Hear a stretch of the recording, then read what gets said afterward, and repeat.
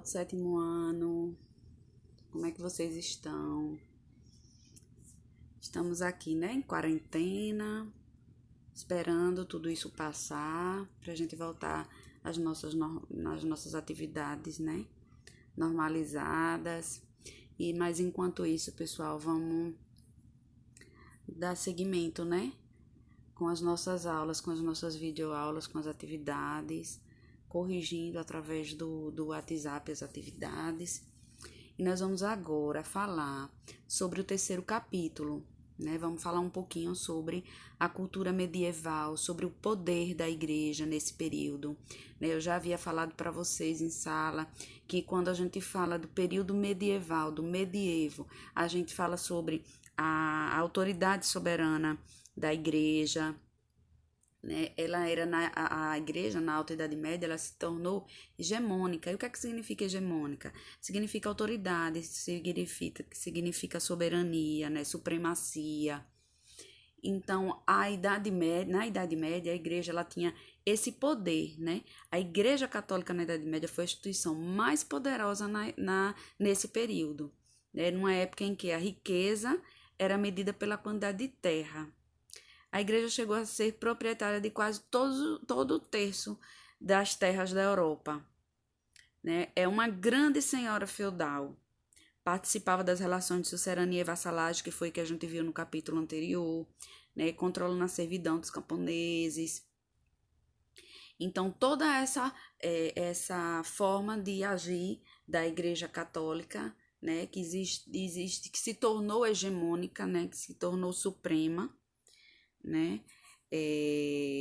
A Igreja Católica detinha um poder, né? Ela garantia não só a unidade religiosa, mas também a política e a cultural, né? Ela controlava a fé, ela ditava a forma de nascer, de morrer, de festejar, de pensar, enfim, todos os aspectos da vida do ser humano nesse período, né? Então, ela tinha toda a dominação da mente humana nesse período, né? Ela também trazia para ela o teocentrismo. O que é o teocentrismo, pessoal? É uma doutrina ou uma crença que tem em Deus a medida e o controle de tudo.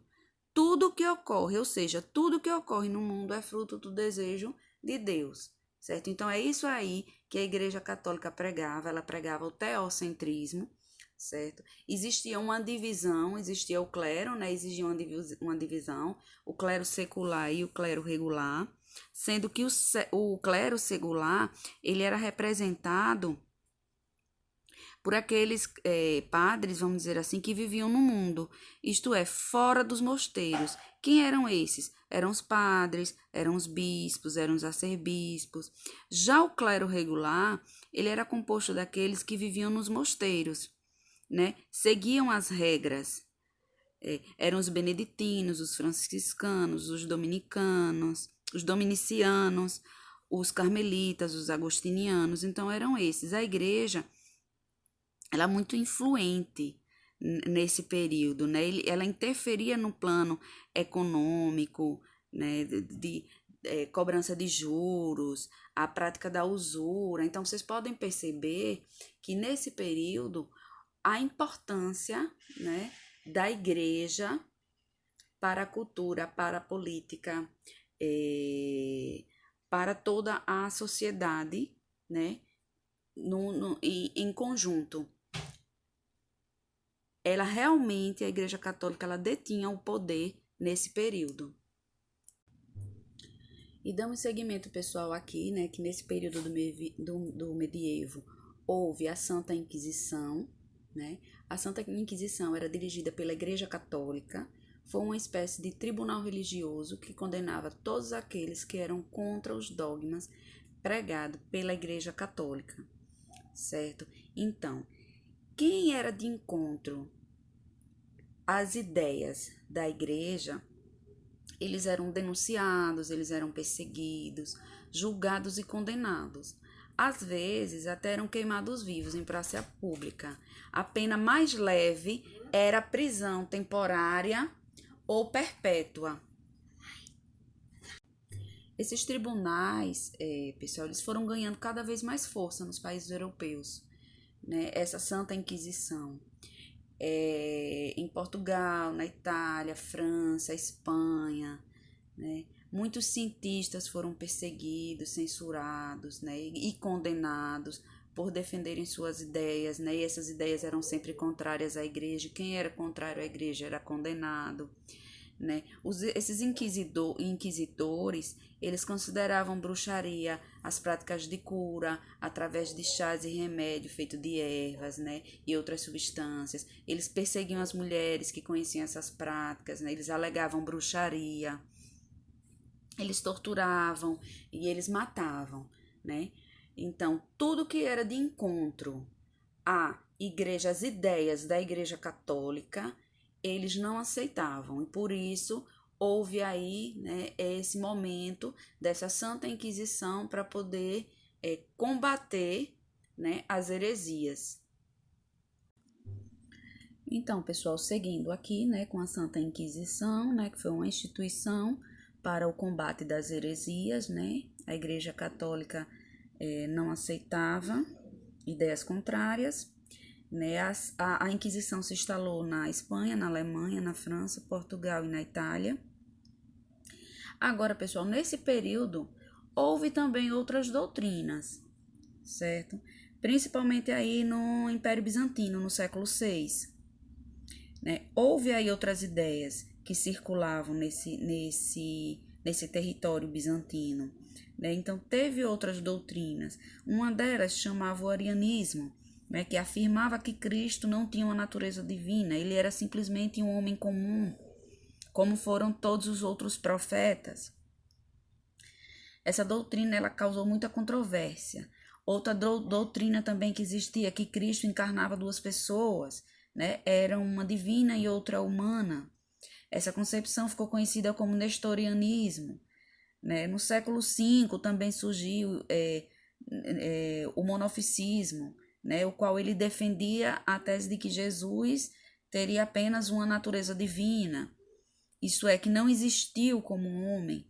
Então, todas essas doutrinas, todas essas ideias que circulavam, a igreja se sentia ameaçada por essas ideias. Então, as pessoas discordavam, né, desses ensinamentos católicos, né, surgindo aí outras doutrinas, e daí existia a necessidade da igreja combater essas novas doutrinas, né, colocando aí a Santa Inquisição.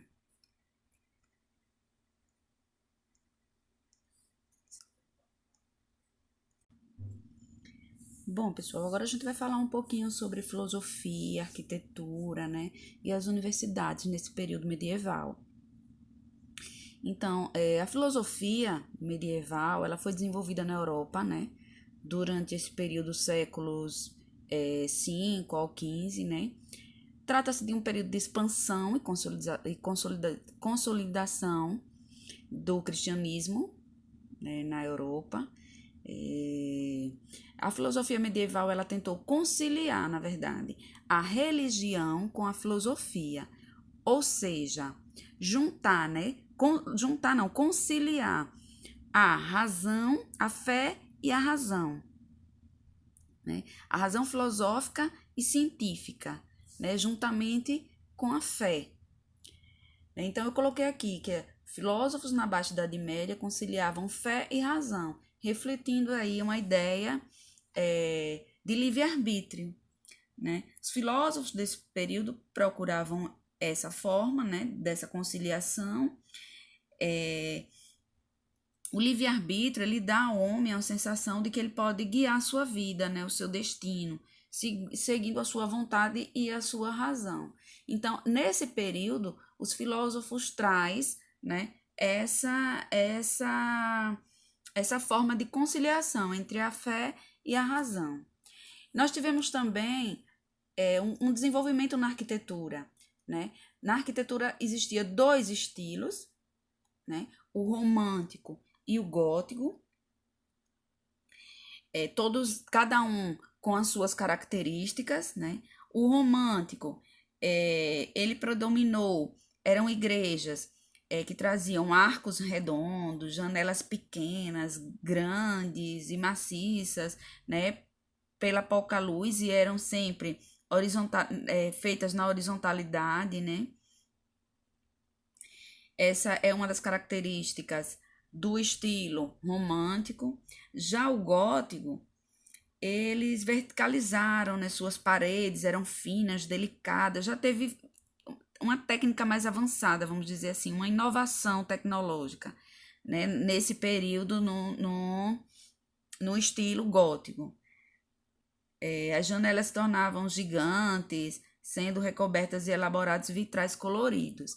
Então, há uma certa diferença entre esses dois estilos, o estilo romântico e o estilo gótico. Então, nós podemos dizer que no período medieval, a arquitetura houve momentos de dois estilos, certo? E vamos falar também um pouquinho agora das universidades, né? Qual era o grande objetivo, né, das universidades, da educação, né? Ele tinha por objetivo a transmissão de valores. E essa educação que também era quem comandava, né, essas universidades também era o clero, né? Eram os padres. Também comandavam o ensino nas universidades. Então, o objetivo era de transmitir valores, né? Essa educação, ela vinha de duas formas. A primeira, de maneira informal, as crianças convivendo com os adultos, né? E a segunda, através dos ensinamentos oferecidos pela igreja, certo? Então, nas universidades estudavam-se todos os campos do conhecimento, arte, teologia, filosofia, direito, medicina, né? Eram divididas em artes, né? As sete artes liberais era dividida em duas partes, trivium, que era composta pela gramática, retórica e a lógica, e o quadrivium, que era aritmética, geometria, astronomia e música. Então, as universidades ela tinha assim um grande destaques em vários países, né? E o grande objetivo dela era a transmissão de valor. Esse era o grande objetivo das universidades. Passamos agora, pessoal, para falar um pouquinho sobre a música, o teatro e a dança, né? A música foi uma forte expressão na cultura medieval, né? Ela trazia dois estilos, né? O canto gregoriano e as cantigas dos trovadores. O teatro era baseado no Antigo e no Novo Testamento, né? Na vida de Cristo, dos apóstolos, dos santos, embora algumas peças tivessem caráter cômico. Entre os séculos 13 e 15, existiam dois tipos de peças, religiosas e profanas. Durante a Idade Média, a igreja proibiu danças no templo para evitar a sensualidade.